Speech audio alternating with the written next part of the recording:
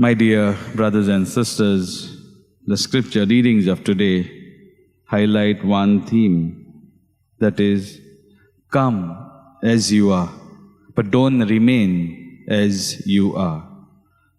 In the first reading, Prophet Ezekiel reminds us the words of the Lord. It is the Lord who has invited the people to come to Him, the Israelites, the closest ones to Him. They come to Him with their weaknesses, with their struggles, with their sinfulness. The Lord invites all of them to come to Him. And so when they come to Him, He then says, I will give them a new heart.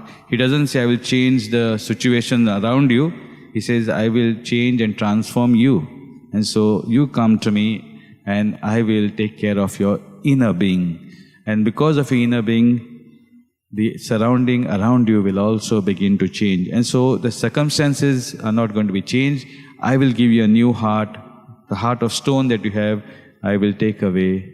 And so a reminder for each one of us that when we come to the Lord, we are not to remain the same. We become changed person. We become better persons. And because of the change in heart, our attitude towards people, towards things around us, towards the situation and circumstances also change. We begin to respond with love, with compassion, with mercy. And in the gospel passage, Jesus takes this even deeper, wherein we have a king who invites people, his known friends, for his son's wedding, but they refuse to be there or they refuse to come. So they refuse the invitation. And so he then sends his attendants to go and call people from the streets, from the roadside. A reminder that all of us are called to be part of God's kingdom. And so they then come for this wedding feast. But then we find one person without the wedding garment.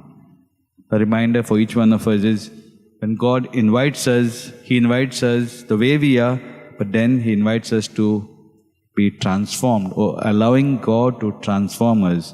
And so that is what the Lord wants to do to us. He wants us to wear the wedding garment, not say, yes, God has invited me, so I am here, I'll live the way I am in the past, present and the future. No, once I have been invited and received the invitation and I have responded to that invitation, I have to allow the Lord to transform me and no longer remain the same.